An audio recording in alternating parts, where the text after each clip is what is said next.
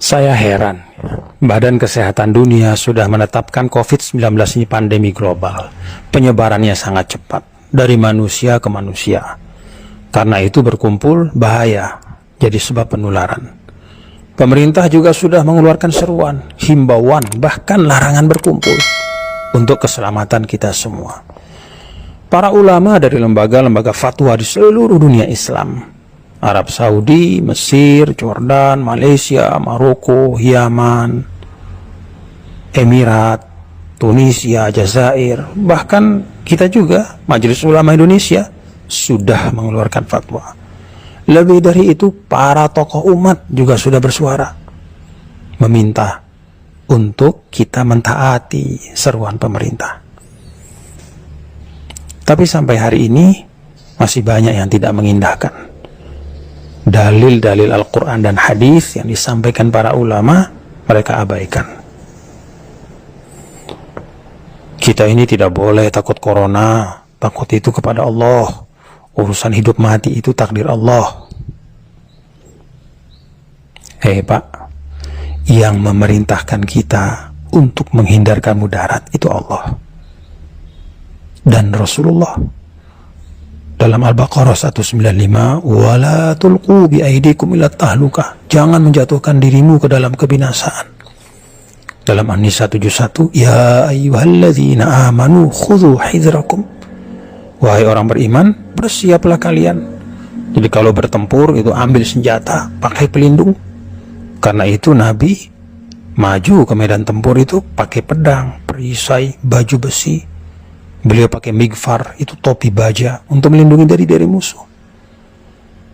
Apakah itu artinya Nabi kurang tawakal, takut kepada manusia, melebihi takut kepada Allah? Kan tidak.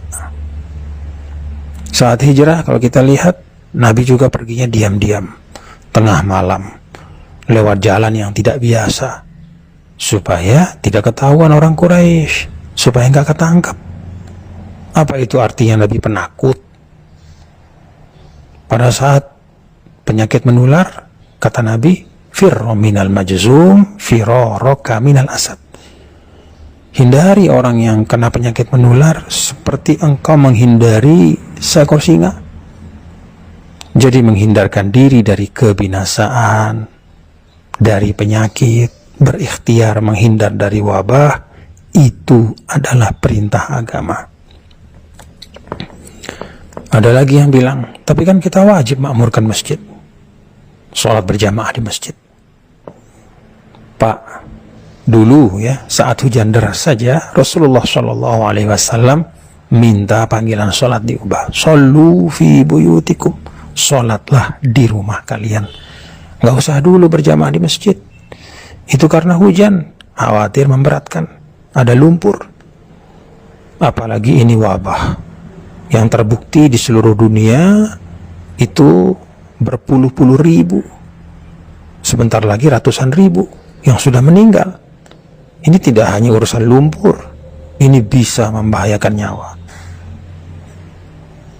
Ada lagi yang masih ngeyel, tapi sholat Jumat kan gak apa-apa, sekali seminggu, itu kan syiar.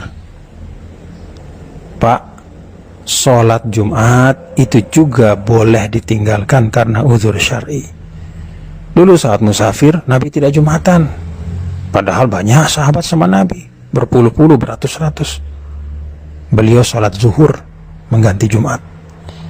Saat sakit, para ulama juga sepakat, Jumat itu bisa diganti dengan sholat zuhur. Nah sekarang ini fatwa sudah banyak, jelas, tegas. Untuk kemaslahatan umum, memutus rantai penyebaran wabah, menyelamatkan jiwa manusia.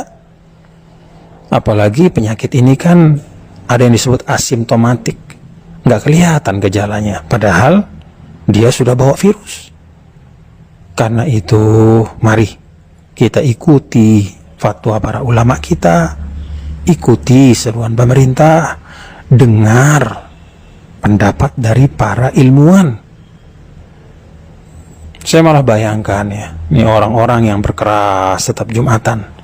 Kalau mereka hidup sama Rasul dulu, mungkin Rasul SAW sendiri mereka lawan. Pada waktu musafir misalnya, ikut musafir sama Nabi, Nabi tidak sholat Jumat, mungkin mereka demo, protes sama Nabi. Kalau mereka dulu hijrah sama Nabi, mungkin mereka protes, kok Rasul pergi tengah malam, kok takut sama manusia. Pada saat diminta untuk sholat berjamaah di rumah, mungkin mereka demo juga sama Nabi. Ya Rasulullah, nih kok disuruh sholat di rumah? Kan rumah Allah itu masjid. La haula wala quwata illa billah. Nah, inilah beragama yang disebut dengan at-tadayyun bil hawa wa laysa bil ilmi. Beragamanya itu dengan hawa nafsu, egoisme, bukan dengan ilmu. Perasaannya, anggapannya, itu yang dijadikan pedoman, bukan tuntunan Allah dan Rasulnya, bukan arahan para ulama yang merupakan warasatul anbiya, penerus para nabi dan rasul. Saya jadi ingat ayat 103, 104 surah Al-Kahf. Qul hal nunabbi'ukum bil akhsarina a'mala alladzina dhalla sa'yuhum fil hayatid dunya wa hum yahsabuna annahum yuhsinuna sun'a. Katakanlah wahai Muhammad, apakah perlu kami beritahu orang-orang yang paling merugi?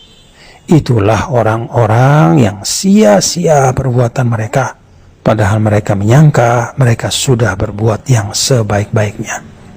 Kata Imam Tabari, mereka adalah kullu amilin amalan yahsabuhu fihi musiban wa annahu lillahi bifi'lihi dzalika muti'un murdi wa huwa bifi'lihi dzalika lillahi muskhit wa an tariqi ahli al-iman bihi jair. Orang yang beramal dengan amal yang mereka sangka tepat dan dengan itu menjadi orang yang taat dan mendapat ridha Allah, padahal pekerjaannya membuat Allah murka dan jauh dari jalan orang beriman. Mari kita taati fatwa para ulama kita, ikuti seruan pemerintah, simak kata para ilmuwan sebagai ikhtiar. Semoga wabah ini segera berlalu dari tengah-tengah kita.